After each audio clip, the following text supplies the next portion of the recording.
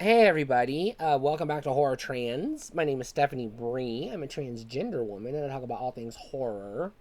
And I'm doing something new today. I'm not smoking in my videos. I'm broke, negative in the bank account, and I don't get paid till tomorrow. So no cigars today.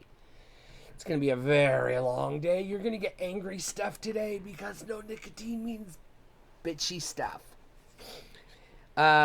Which is a good time to review Army of Darkness. I just did my Evil Dead franchise ranking, and I skipped over this video. I put it, this movie, I put it on the list and said, here's where it goes.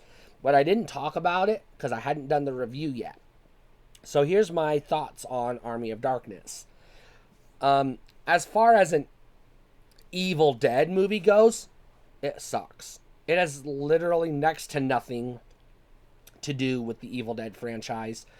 I mean, yeah, the Book of the Dead, Ash, fucking Deadites are in it, I guess, kind of. But it's really more of a medieval fantasy action adventure movie than it is a horror movie.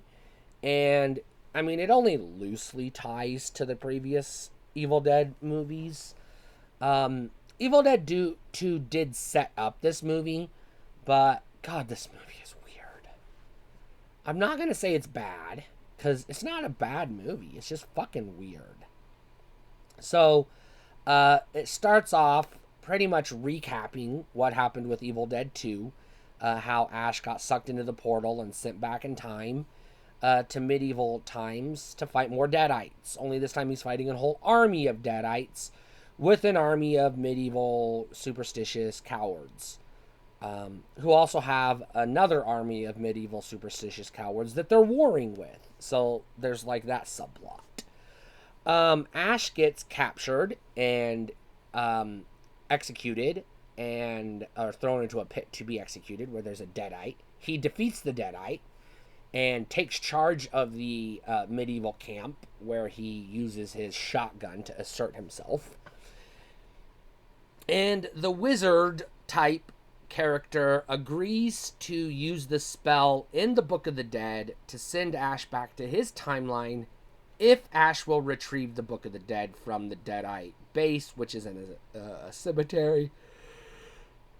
And there's a woman who has a weird relationship where she at first hates Ash and wants him dead, but then she's like infatuated with him, and then he sexually assaults her, and then she's like in love with him, and then she gets kidnapped and then possessed by a Deadite and wants to kill him, and then he has to free her soul from the Deadite. It's fucking convoluted. The movie has some pretty good action sequences, so let's talk about that real quick. There's a lot of medieval action sequences. So you got, the skeleton army trying to break down the door with a battering ram.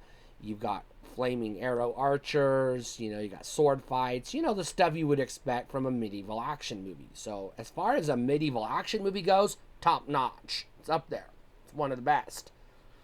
However, like Evil Dead 2, they really lean into the comedy, and it's not even good comedy, it's a lot of slapstick comedy. So you have a scene where Ash punches a mirror, and the mirror has his reflection in it, and it shatters into pieces, and each piece has a piece of his reflection, and those pieces manifest into little miniature gremlin Ashes, and a whole fucking Three Stooges scene unfolds that goes on way too goddamn long. And there's just too much fucking slapstick in this movie for my taste. Not This movie can't be taken seriously. It also do not take it as seriously as some of the other Evil Deads. This is a fucking comedy first, kind of sort of medieval fantasy action movie second, and almost horror a distant fifth. And I don't know what 3 and 4 are. I don't know, just fucking a cartoon, a live action cartoon, I guess, and a prolonged episode of the Three Stooges. That's the genre of this movie, which is really fucking convoluted. It has no tone. It has no like atmosphere. It's just a fucking mess. Parts of it are kind of, sort of, almost scary. Parts of it are kind of, sort of, almost serious. Parts of it are kind of, sort of, almost, you know, like legit horror. And then it's a lot of like out of place comedy, you know, kind of reminiscent of like Men in Tights, which it's like you're watching a serious medieval fantasy movie. You don't want fucking fucking Monty Python skits in the middle of your serious medieval fantasy movie, and that's what you get. This movie feels like it was very Monty Python influenced, and as someone that fucking hates Monty Python with a fiery passion, it does nothing for me. That being said, it's still a good movie.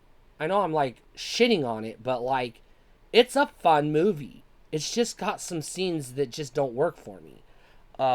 If you take those out of the movie, the rest of the movie does work for me, which is really weird because it's bloody, not as bloody as as its immediate predecessors, but still pretty fucking bloody. And the skeleton army is pretty fucking cool. So that was pretty fucking cool. And then the final battle between good and evil at the end is really righteous and awesome and dope and, you know, pretty fucking cool. So it overall, the movie's enjoyable. It just has some cringy moments where I'm like, oh my god, did Monty Python influence this, or is George Lucas in the back telling them more Gungans or something, for fuck's sake? I don't know, but overall it's not a bad movie. I do recommend it as a buy, mostly because I'm recommending pretty much every movie in the franchise more or less as a buy. And you want to complete the set, you got to have this one. However, if you're just going for Evil Dead movies with Evil Dead in the title, you can skip this one and you're not going to miss out on anything. This is kind of like a side quest in a broader sense. Like you're playing Elder Scrolls and this is like a fetch quest where you just got to go get the, you know, the recipe for the cookies to give to the old lady so she'll tell you the secret, you know, kind of deal. So it's not really like necessary for your collection, but I still recommend it because it is fun. And this is where Ash comes into his own as a character.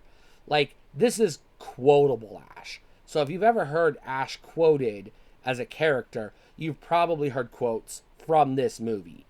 Because this is like the most quotable Ash is. This is one-liner Ash to a T.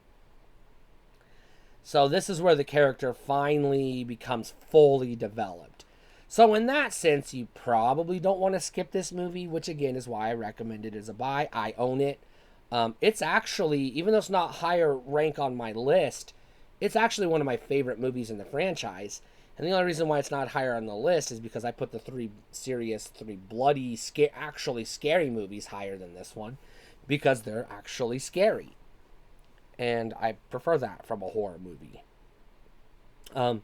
I hesitate to call Army of Darkness a horror movie, but it's in the horror family, I guess. But it is a part of a broader horror franchise, if nothing else. Stay cool.